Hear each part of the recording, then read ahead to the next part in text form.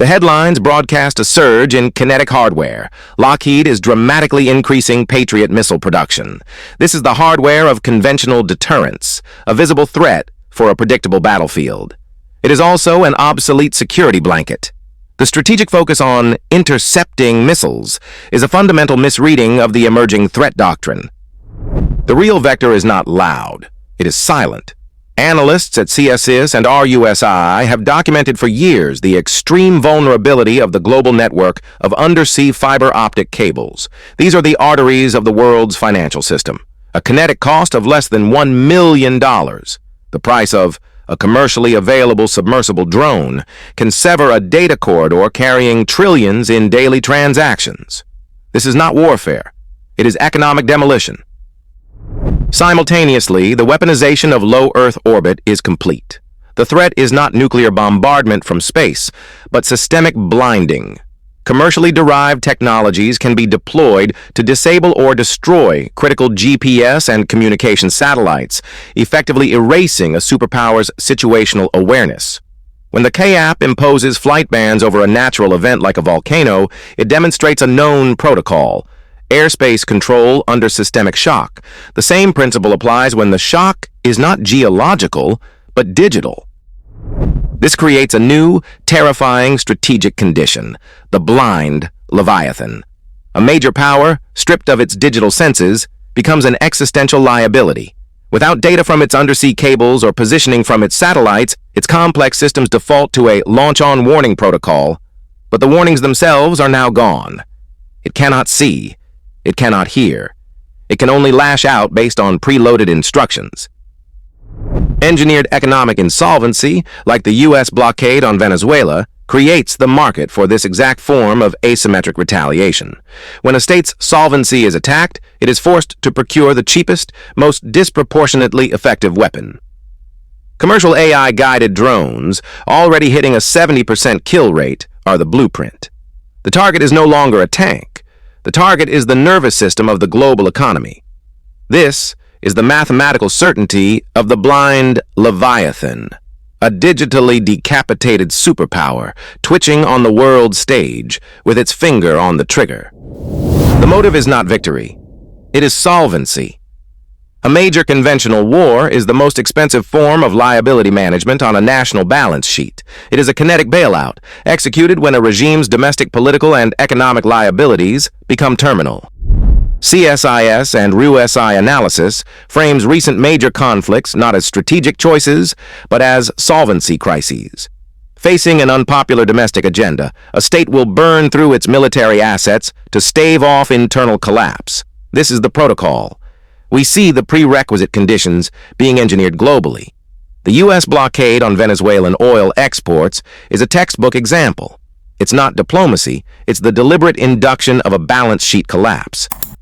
This engineered insolvency forces a pivot. A state deprived of liquidity cannot afford the kinetic cost of parity. It cannot engage in a symmetric arms race where contractors like Lockheed are planning to dramatically turn up Patriot missile production. The price of entry is exclusionary by design.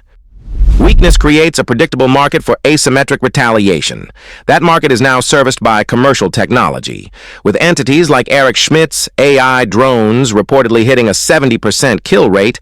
High-efficiency kinetic impact is no longer a state monopoly. It has been democratized. It is for sale. This transforms all systemic shocks into accelerants. A natural disruption, like the volcanic activity forcing flight bans, reveals network fragility. In an economically crippled state, a financial tremor or supply chain break is no longer just a crisis. It is the trigger. It is the launch-on warning signal for a low-cost, high-impact kinetic response. The math is irrefutable. The core equation of modern warfare has inverted. The Royal United Services Institute, RUSI, confirms the mathematical liability.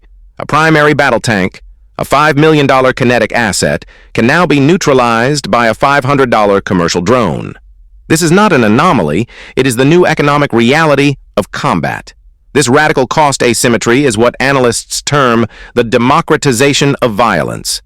The financial barrier to entry for projecting high-impact force has been effectively erased.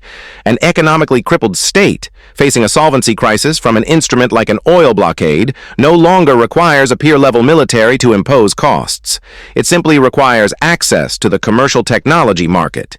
This creates a predictable, monetizable demand for asymmetric leverage, turning economic weakness into a launch-on warning vector for kinetic retaliation. The geographic areas you are being told to watch are a misdirection. The flashpoints are not the cause. They are the staging grounds. Analysts at RUSI and CSIS have identified a new architecture of conflict, the cultivation of proxy laboratories within politically unstable but infrastructurally developed nations. These are not failed states. They are deliberately curated gray zones, engineered to possess just enough instability to provide cover, but enough logistical capacity to launch a kinetic event. The process begins with economic warfare. This is the blueprint. A major power applies targeted pressure, as seen with the U.S. blockade on Venezuelan oil exports, designed to trigger a systemic solvency crisis. The objective is not negotiation. It is the mathematical certainty of state weakness. According to the New York Times, this protocol forces a nation towards economic collapse, creating a predictable and desperate demand for leverage. This engineered demand is now being serviced. The market for asymmetric retaliation has been established and commoditized. While legacy defense contractors like Lockheed ramp up production of expensive systems like the Patriot missile, a parallel market has emerged. As reported by DroneXL.co, commercial-grade AI drones, like those developed under Eric Schmidt's projects, are achieving a 70% kill rate. This is the liquidation of the kinetic cost barrier. The final variable is the accelerant. Systemic shocks, previously viewed as isolated risks, are now weaponized triggers. A natural disaster like the volcanic activity in the Philippines forcing KAP to impose flight bans creates chaos. This chaos is not a liability, it is an opportunity. It provides the perfect operational cover to move and deploy these low-cost, high-impact assets from their gray zone staging areas, masked by legitimate disruption. This is the function of the gray zone. It's a preloaded vector. A state economically crippled by a blockade lacks the capital for conventional retaliation, but it, or a proxy acting on its behalf, can procure and deploy a swarm of autonomous drones from a compromised third-party nation for a fraction of the cost. The instability is the camouflage. The drone is the payload. The systemic shock is the launch-on warning signal. This isn't a theory, it's a new market for scalable, deniable warfare. The investment asymmetry is now a terminal liability. While state actors like Lockheed Martin scale production of high-cost Patriot systems, the market has been serviced from below. Commercial-grade technologies, such as the AI-guided drone platforms referenced by DroneXL.co, have achieved a 70% kinetic success rate. This creates a launch-on warning incentive for economically crippled states, which view a solvency crisis as an act of war. Systemic shocks are no longer random. They are cover. Analysts at RUSI project that a natural event like the volcanic activity forcing flight bans reported by KAP will be used as plausible deniability for a manufactured crisis. The calibration shot will not be a missile.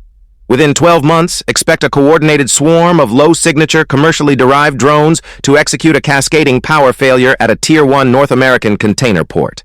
The event will be officially attributed to a grid malfunction or solar flare. It is designed to test response protocols and demonstrate the new kinetic cost-benefit equation. The message is not for the public, it is for the ledgers of the underwriters and the Federal Reserve.